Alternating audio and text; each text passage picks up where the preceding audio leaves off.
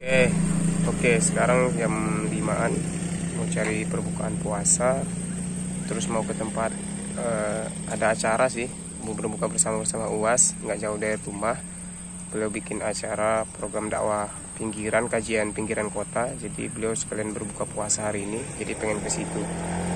Jadi buka bersama dengan kajian UAS juga hari ini di situ. Jadi alhamdulillah nggak jauh dari rumah, jadi semua nikmat lah, alhamdulillah. Ya, kita jadi dengar kajian lagi bareng beliau. Nanti mungkin ada direkam sedikit.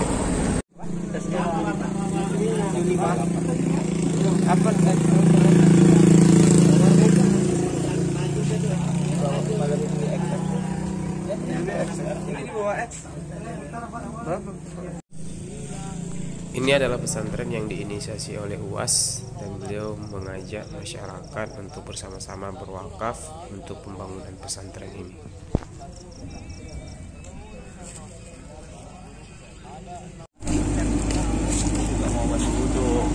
Warahmatullahi wabarakatuh. Waalaikumsalam warahmatullahi wabarakatuh. Alhamdulillahirabbil alamin. Wassalatu wassalamu ala asyrafil anbiya'i wal mursalin. Sayyidina wa maulana Muhammadin wa ala alihi wa sahbihi wa man tabi'ahu ila yaumiddin. Sekarang kita jam 6:02. Insyaallah azan maghrib berkumandang jam 6:21. Saya akan menyampaikan selama 19 menit. Saya jelaskan ini karena 19 menit ini rasanya pasti lama sekali. Bapak-bapak, ibu-ibu, alim ulama, celik pandai, tokoh masyarakat, hadirin hadirat, yang besar tak dihimbau gelar, yang kecil tak dapat disebut nama, para ustadz-ustadz, tuan-tuan guru, buya-buya, insyaallah semuanya dimuliakan Allah Subhanahu wa ta'ala. Amin ya rabbal alamin. Di antara tujuan mengapa kita disuruh berpuasa, supaya kita merasakan perasaan orang lain. Kita tidak bisa merasakan perasaan orang lain melalui baca buku. Tidak bisa kita rasakan perasaan orang lain dengan melihat gambar. Tidak bisa merasakan perasaan orang lain hanya sekedar mendengar cerita. Rasa yang paling sampai kepada rasa perasaan adalah merasakan perasaan orang lain. Perasaan apa?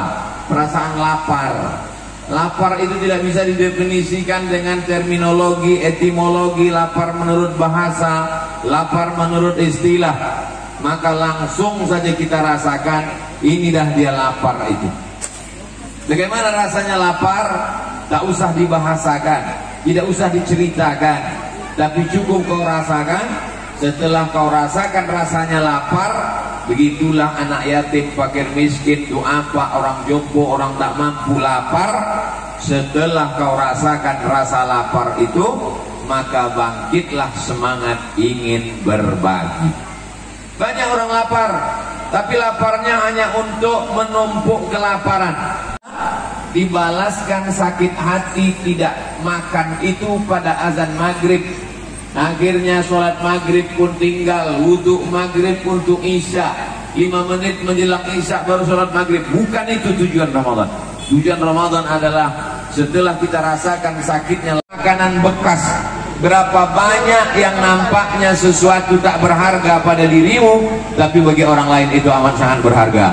Orang-orang kaya yang makan cicip sedikit saja buang, makan sedikit saja campakkan, bagi engkau itu sampah. Tapi ternyata coba telusuri di tempat-tempat sampah, di tempat-tempat makan hotel mewah, rumah-rumah yang megah, ternyata yang kau campakkan di tong sampah basi malam nanti dikais orang. Mereka menganggap itu sesuatu yang amat sangat berharga. Jadi anak-anak kita latih berpuasa. Tujuannya apa? Supaya mereka jangan buang-buang makanan. Anak-anak kita latih merasakan lapar. Supaya apa? Supaya mereka tahu bagaimana sulit susahnya cari duit. Nanti ketika kita lihat di lampu merah ada orang jual koran, ada orang mengemis, ada orang jual tisu. Nah, mereka itu bukan cari duit mau kaya, bukan mau bangun rumah, bukan mau beli mobil. Mereka itu datang cari duit hanya untuk makan. maka bersyukur dia nanti kepada Allah, karena dia punya orang tua yang bisa memberi makan, makanan itu tidak dia sia-siakan, dia akan berterima kasih kepada orang tuanya.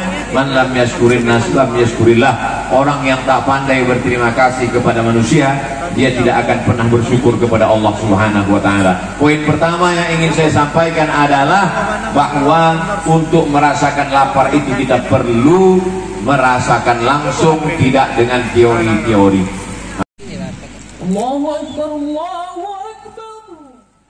Waktunya untuk berbuka.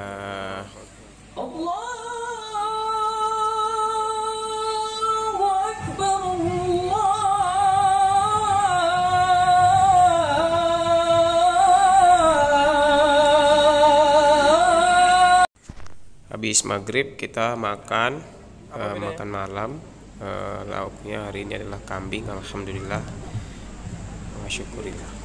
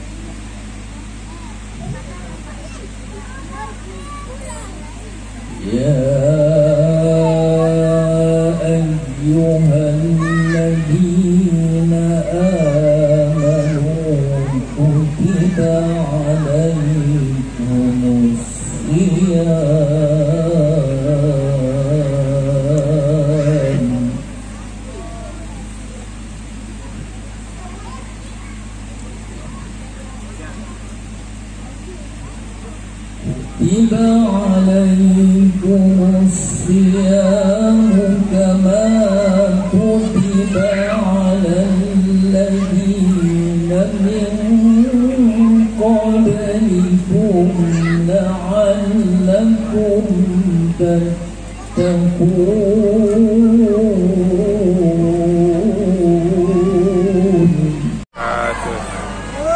Anak raja pergi menyelam menangkap katak.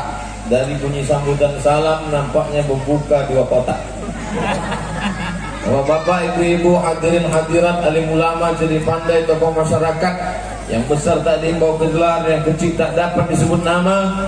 Insya Allah semua yang hadir dan mengikuti program malam ini dimuliakan Allah Subhanahu wa ta'ala. Amin ya Allah. Masjid paling besar di Riau ini Masjid Agung An-Nur. Sekarang namanya Masjid Raya An-Nur. Kalau Bapak Ibu ikut program 10 terakhir Ramadan nanti malam etikaf, nanti imamnya diantaranya adalah Ustadz Nazri STHI. Itulah dia yang mengimami kita sholat isya dan tarawih tadi. Motor besar ditengok sama jamaah. Siapa itu tadi? Ustadz Abdul Somad naik motor 1500 cc. Mobil aja 1000 cc, dia 1500 cc. Disangka orang banyak betul duit Abdul Somad. Itu minjam punya orang. Yang punya itu orang kaya yang hebat-hebat, dibawa dia melihat pesantren. Motor besar datang, imam internasional, imam qori terbaik, qori internasional, WC portable. Apa yang membuat mereka datang ke Palas ini? Yang membuat mereka datang kemari adalah tanah wakaf. Kalau tak ada tanah wakaf ini tak akan mungkin mereka ini datang kemari. Inilah kehebatan tanah wakaf. Jadi ketika dulu yang berwakaf ini, dia selalu namanya katanya jangan disebut. Dulu waktu dia menawarkan tanah wakaf ini, Ustadz Abdul Somad dengan telinga saya sendiri dia bicara. Waktu kami datang dari kantornya, kami mau menengok ukurannya, di jalan dia cerita, nanti tanah itu boleh dijual, hasilnya belikan tanah di Pekanbaru kota, buatlah pesantren di sana. Setelah menengok di sini, saya bilang jangan dijual Pak. Kalau dijual ini ke perumahan, dibuat mereka perumahan, dijual akhirnya jadi rumah-rumah, maka tinggallah dakwah, masjid kita akan tinggal. Maka saya mengatakan bersama sahabat-sahabat Yayasan Tabung Wakaf Umat, setelah kita musyawarah, lebih baik kita bangun di sini pesantren, lalu kemudian datanglah nanti para guru-guru, ustadz-ustadz, membangkitkan semangat dakwah, membangkitkan kekuatan akidah Islam. Anak-anak akan dididik di sini, anak sekitar lingkungan, masjid akan hidup, dan alhamdulillah di Ramadan ini apa yang dicita-citakan mulai tercapai. Kira-kira ide ini Bapak Ibu setuju atau tidak? Serahkanlah besok semen, batu bata, kerikil. Mengalirlah pahalanya ke makam kami, teranglah kubur kami, lapanglah barzah kami. Setuju? Tak setuju nampaknya. Apa yang mau dicari hidup ini Bapak? Apa yang mau dicari hidup ini? Merangkak, berjalan, berlari, anak-anak, remaja, dewasa, kerja, rumah, mobil, duit, sakit, pinggang, mati. Apa yang mau dicari hidup ini? Yang dicari hidup ini adalah amal jariyah. Yang kaya dia wakafkan tanahnya, yang kurang kaya dia kirim semen 2 sak 3 sak, yang kurang kaya dia kasih batu kerikil, batu bata, yang tak bisa dia kasih 1, 2, 3 kotak, yang tak bisa dia ambil celengan, sisa-sisa belanja 1.000, 2.000, 10.000, 50.000 dia kirimkan. Bersama-sama kita membangun. Yang tak punya duit dia kasihkan tenaganya. Ustaz, aku tak bisa ngasih semen, aku tak bisa ngasih batu bata, tapi aku bisa ikut mengacau. Oh, mengacau pula kau? Mengacau semen Pak Ustaz. Nah, datanglah. Saya ikut gotong royong, saya ikut membersihkan. Saya ibu-ibu Pak Ustaz, saya tak punya duit banyak, saya cuma bisa ngasih teh manis, saya cuma bisa ngasih bakwan. Kamu? Saya apa tak bisa? Cuma senyum aja Pak Ustaz. Tabassumika fi wajhi atika sadaqah. Bapak Ibu yang dimuliakan Allah Subhanahu wa taala, Islam tak membebani kita lebih daripada kemampuan kita. Video ini akan di-share, orang akan tahu bahwa di sini ada buka petang setiap sore selama Ramadan. Nanti akan ada pengajian-pengajian. Biasa Ustaz Abdul Somad setiap hari Jumat, setiap hari Sabtu, setiap pekan kedua, dari mulai Januari, Februari, Maret, April, Mei sampai Desember 2021. Datang orang dari berbagai penjuru negeri, menginap mereka di hotel. Kita buat kajian di hotel. Mulai Mei, mulai Juni dibuat kajiannya langsung. Kita buatkan saung biar nampaknya lingkungan dipalas, biar jumpanya dengan anak-anak penghafal Quran, biar dia sholat di sini, biar dia tengok batu bata, biar dia tengok bangunan belum selesai. Terbuka pintu hatinya dengan mata yang melihat. Itu yang bisa kita lakukan. Kita tak punya kekuasaan, kita tak punya harta benda, kita tak punya suara menggelegar. Kita hanya bisa menolong agama Allah dengan umur yang masih dititipkan Allah. Tahun lalu tak terpikir saya bahwa kita akan buka bersama di Palas. Ramadan tahun lalu, 1 bulan Ramadan hanya di rumah, tak bisa ke masjid. Salat tarawih hanya beberapa dengan teman saja. Habis salat tarawih, streaming baca kitab Ar-Risalah Al-Qusairiyah, 53 stasiun menuju Allah. Tak pernah terlintas di pikiran saya bahwa Ramadan 2021 kita akan buka bersama di Palas dengan tenda yang besar, megah, mewah, cantik, luar biasa. Ini semua adalah berkat kerjasama. Ada komunitas Ummu Aisyah, komunitas hamba Allah, Podamara, Irma, FSRNN, entah apa-apalah namanya. Banyak sekali. Hanya Allah yang dapat membalas. Ke depan komunitas-komunitas ini bersama, berjamaah, wa ta'awanu 'alal birri wa taqwa. Siapa yang paling mulia di antara kita? Apakah yang paling mulia ini FSRNN? Apakah yang paling mulia ini Irma, Ikatan Remaja Masjid? Apakah yang paling mulia ini komunitas hamba Allah? Yang paling mulia adalah yang paling takut kepada Allah, yang paling ikhlas, yang paling ridha, yang paling memberikan segala tetes peluh keringat dan air matanya. Siapa yang memasang karpet, siapa yang memasang atap. Begitu tadi selesai kami membuat video-video, saya tengok langit menghitam. Ini nampaknya tak jadi acara malam. Ternyata hujan hanya diturunkan Allah untuk menenangkan yang kepanasan saja. Yang panas berperuh mengkeringat, Saking kan pedasnya ayam itu tadi. Alhamdulillah turun hujan sekejap, tak basah karpet kita, kering. Alhamdulillah. Selesai sholat isya, masuk sholat tarawih, masuk sholat witir. Kenapa witirnya 21 Pak Ustaz? Witir 3 rakaat boleh, tapi biar supaya jangan sama dengan maghrib, tak ada tasyahud awal. Usolli sunnatal witri 3 rakaatin. Aku sholat witir 3 rakaat, makmuman jadi makmum billahi ta'ala. Tapi dalam mazhab Syafi'i afdal kalau dibuat 21. Kenapa 21 lebih afdal? Karena iftitahnya 2 kali. Kenapa 21 lebih afdal? Karena tasyahudnya 2 kali. Kenapa 21 lebih afdal? Karena salamnya 2 kali. Jadi kalau witir itu 21, cuman usollinya yang 2 itu Pak Ustaz. Usolli sunnat syaf'i minal witri. Aku sholat sunat syafa'. Syafa' artinya genap, witir artinya ganjil. Wal fajri demi fajar, walayalin ashri demi 10 malam di awal Zulhijjah. Wasyafa'i wal watri. Syafa' genap, witir ganjil.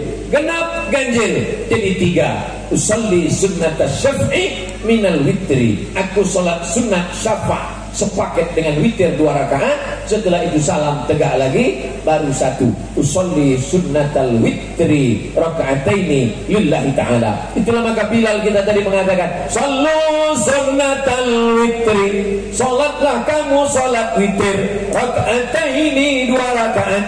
Asabakumullah. Semoga kamu dapat balasan Allah subhanahu wa ta'ala. Bapak Ibu yang dimuliakan Allah subhanahu wa ta'ala.